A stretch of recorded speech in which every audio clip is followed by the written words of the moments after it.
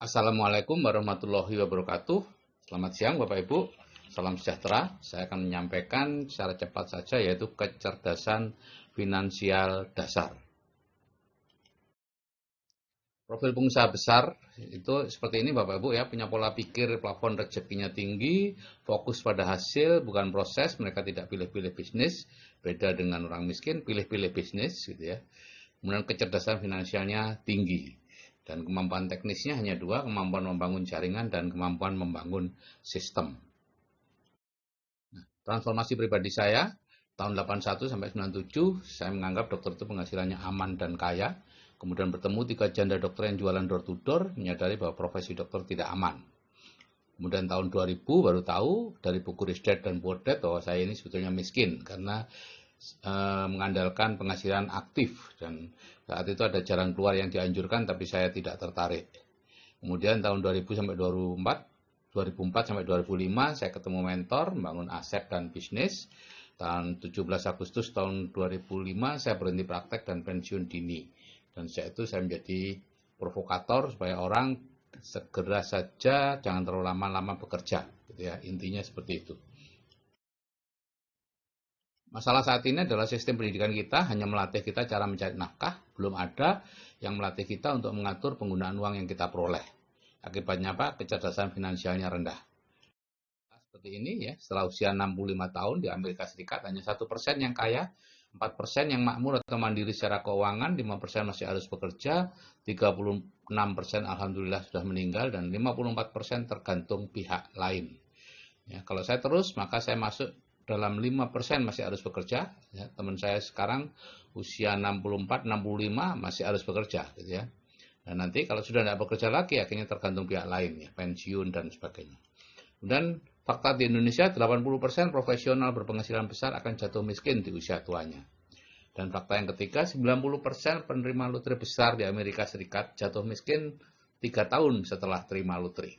Jadi ini semua masalahnya adalah pada kemampuan mengelola keuangan atau kecerdasan finansialnya.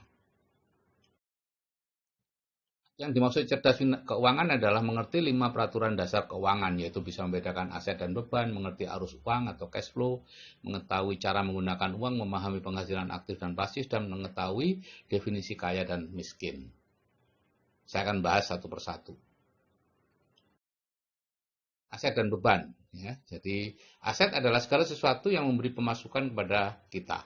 Seperti saham, real estate, bisnis, ternak, lahan produktif. Sedangkan beban adalah segala sesuatu yang menyebabkan kita keluar uang. Rumah atau mobil. Ya. Termasuk tanah yang ditelantarkan. Ya. Rumah itu mungkin nilainya akan bertambah gainnya. Tapi itu tidak berarti dia aset. Dia tetap beban. Ya, sama seperti Bitcoin itu juga bukan aset ya, karena itu hanya gainnya aja, nilainya saja yang meningkat. Nah, seharusnya Bapak Ibu, aset kita naikkan setinggi mungkin, beban kita tekan serendah mungkin. Tapi fakta yang terjadi, aset tidak dihiraukan, bebannya justru yang ditingkatkan. Ya, rumah dibesarkan, mobil, ya rumahnya tambah terus dengan harapan ini toh nanti naik, pasti aset. Salah Bapak Ibu ya. Disitulah yang menyebabkan kita sering bertambah lama bertambah miskin, sehingga harus kerja semakin keras karena bebannya semakin tinggi.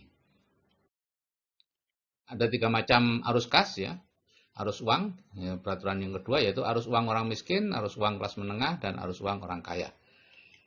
Jadi kita baru disebut makmur atau kaya kalau memiliki arus uang orang kaya. Arus uang orang miskin seperti ini, penghasilannya dari pekerjaan, gitu ya, kemudian habis untuk makan, sewa, pakaian, hiburan, utang. Aset dan beban tidak dihiraukan. Jadi di sini meskipun dia masih seperti itu, tinggal di bawah jembatan atau sudah punya rumah, punya mobil, tapi kalau arus uangnya seperti ini ya, habis setiap bulan ya di arus uang orang miskin. Arus uang kelas menengah itu pemasukannya dari pekerjaan cukup besar, kemudian biasanya dibelikan beban, rumah, mobil, dan lain-lain, kemudian itu yang menyebabkan pengeluaran. Sedangkan aset tidak dihiraukan.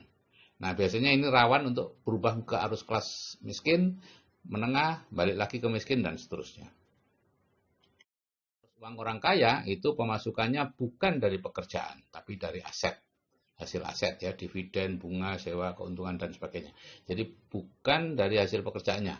Artinya orang yang bekerja secara aktif, berapapun besarnya penghasilannya, dia tetap tidak bisa digolongkan sebagai orang kaya.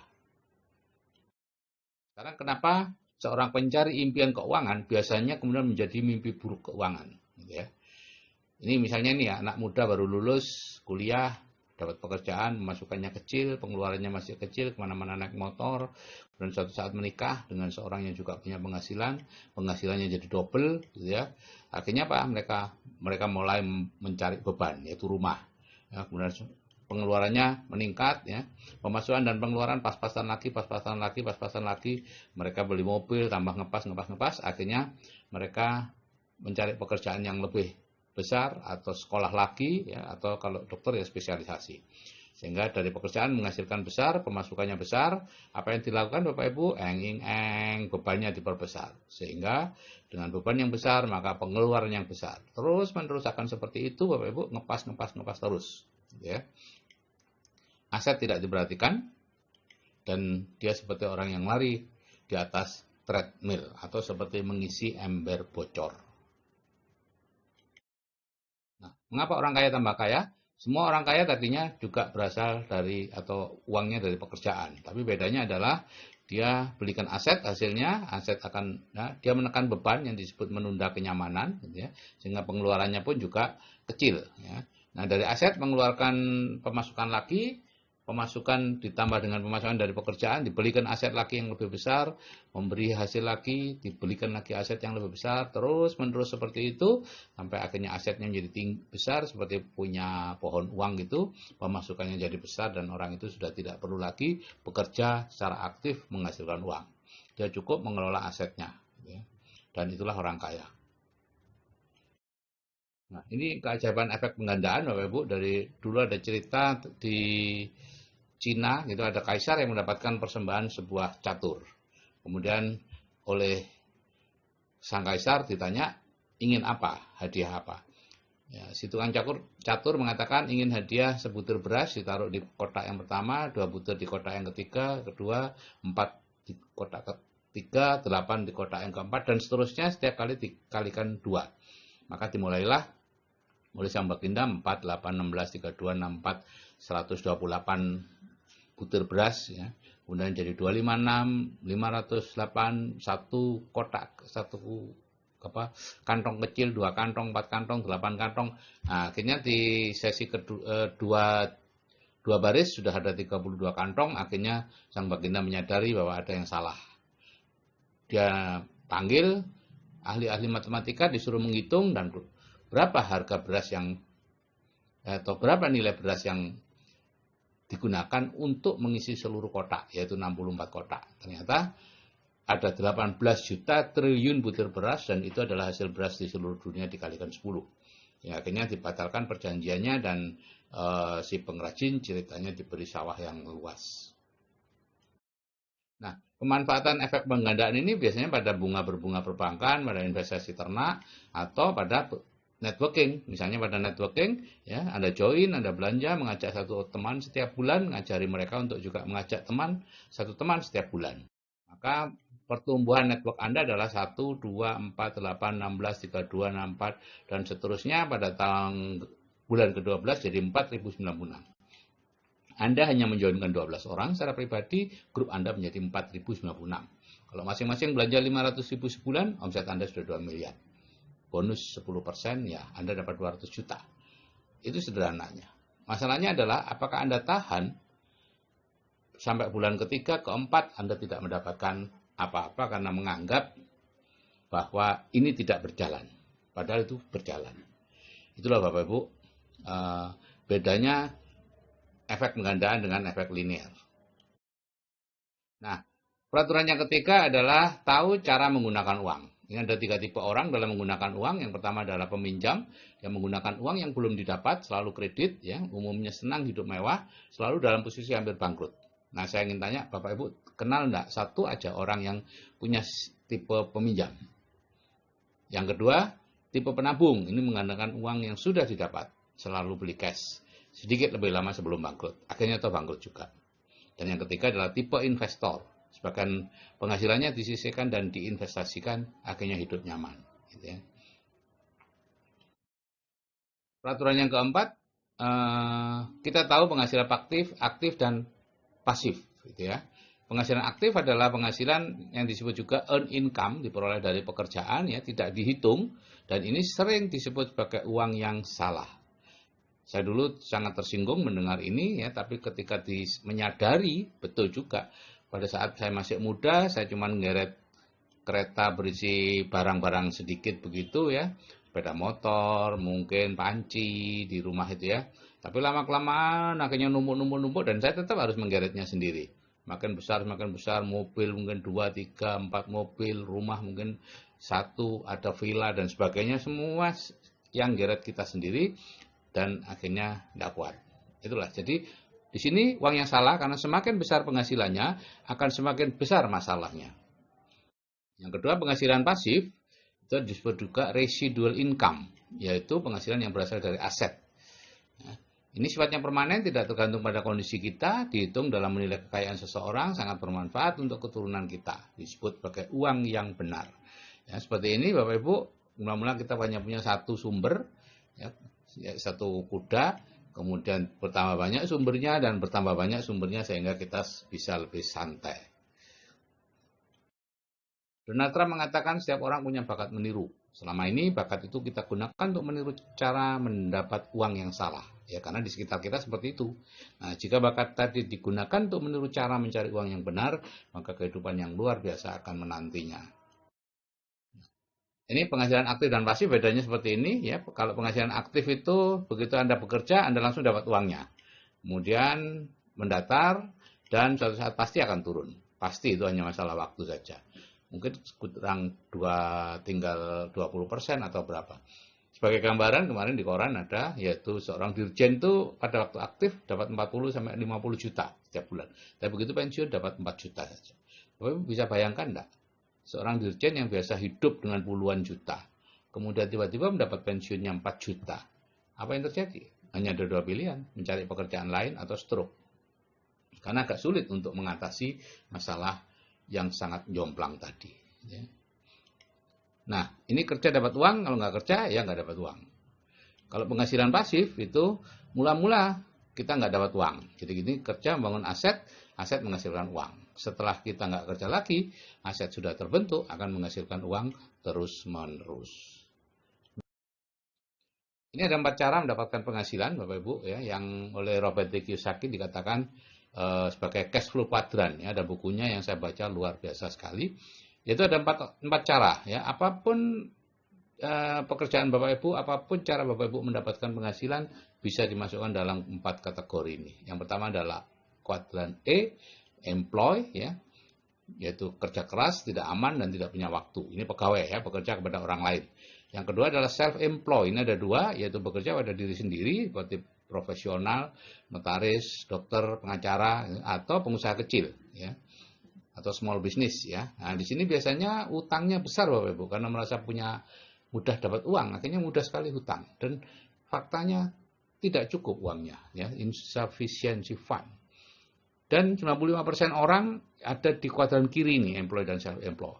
Sedangkan kekayaan dunia hanya 5% yang ada di sini. Sehingga di sini semakin berat persyaratannya dan karena semakin kecil, ya. Sehingga kalau dulu Bapak Ibu S1 itu sudah top markotop, sekarang S1 sama seperti lulusan SMA tahun 70-an.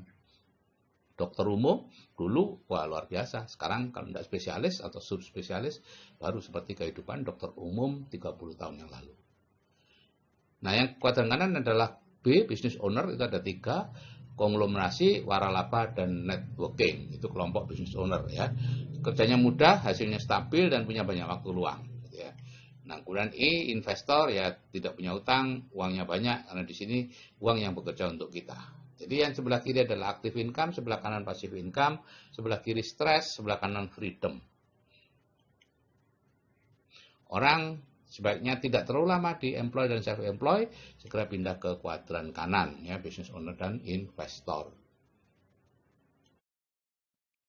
Peraturan yang kelima, kita harus tahu apa itu kaya dan makmur, ya. Sangat ironi Bapak Ibu, kita seumur hidup bekerja supaya kaya, tapi kita sendiri tidak tahu sebetulnya definisi kaya itu apa. Sehingga akhirnya salah semua, gitu ya.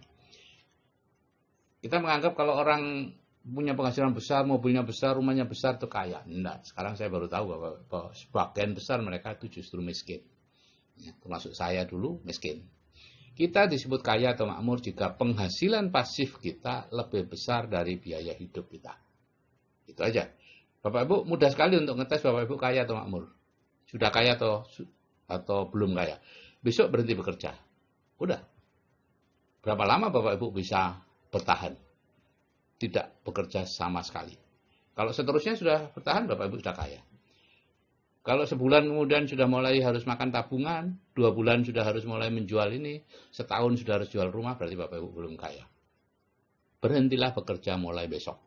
Jadikan diri Bapak Ibu manusia kembali, bukan pekerja.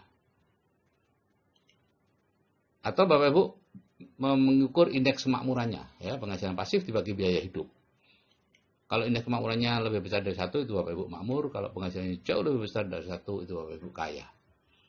Coba beranikan mengukur indeks kemakmuran Bapak Ibu 15 tahun yang lalu, 10 tahun yang lalu, 5 tahun yang lalu, dan sekarang. Apakah naik atau turun? Kalau naik, sudah on track, teruskan. Kalau turun, hati-hati Bapak Ibu. Mungkin Bapak Ibu masuk dalam golongan 80% profesional berpenghasilan besar, jatuh miskin di usia tuanya. Harus segera merubah arah. Miskin sebetulnya tidak ada definisinya. Tapi Jose Mujica, Presiden Uruguay yang dikenal sangat sederhana itu mengatakan, orang miskin adalah mereka yang bekerja keras hanya untuk membayar gaya hidupnya yang mahal dan selalu ingin lebih dan lebih. Mungkin Bapak Ibu kenal dengan salah satu dari orang yang miskin. Saya dulu kenal, yaitu diri saya sendiri. Setelah tahu, tadinya sih nganggap kaya gitu ya. Jadi seperti ini Bapak Ibu orang miskin, yes. Semakin lama, semakin besar, semakin banyak yang digeret, dan untuk itu dia harus mengeluarkan tenaga, ya, untuk bekerja terus, ya lama-lama akan seperti itu. Jadi Bapak Ibu hati-hati, ya. Yang hidup mewah belum tentu kaya, tapi yang hidup sederhana belum tentu miskin. Tapi kalau Bapak Ibu hidup mewah dengan penghasilan aktif, hampir pasti miskin. Penerapan kecerdasan finansial seperti ini, hilangkan kredit konsumtif, pertahankan tingkat kehidupan Anda atau turunkan kalau sudah terlalu tinggi, seperti saya dulu, saya turunkan. Kemudian dapatkan penghasilan pasif. Ini sangat emosional Bapak Ibu, biasanya tidak berhasil kalau tidak ada mentor. Jadi yang tadinya bebannya berat, diperingan, kemudian cari kuda, gitu ya, untuk menggeret beban keluarga kita. Nah, yang menarik bagi saya adalah penghasilan pasif itu bisa diwariskan. Yang di sebelah kiri ini adalah kuadran kiri, active income. Misalnya ayahnya jadi guru, anaknya jadi dokter, cucunya jadi pegawai bank mungkin. Semuanya dimulai dari awal, tidak bisa menggantikan apa yang sudah dicapai oleh orang tuanya. Berbeda di kuadran kanan. Ya. Anaknya bisa meneruskan Bapak Ibu. Gitu ya. Sehingga tanpa batas dan bisa mencapai puncak kehidupan. Ayo Bapak Ibu, segera pindah ke kuadran kanan. Saya 25 tahun di kuadran kiri, 14 tahun terakhir di kuadran kanan. Dan saya tidak mau balik ke kiri. Saya juga tidak ingin anak-anak saya balik ke kiri. Kita bisa kok mencari sumber uang, mengadakan sumber uang, sehingga uang itu akan terus-menerus datang. Sangat bisa.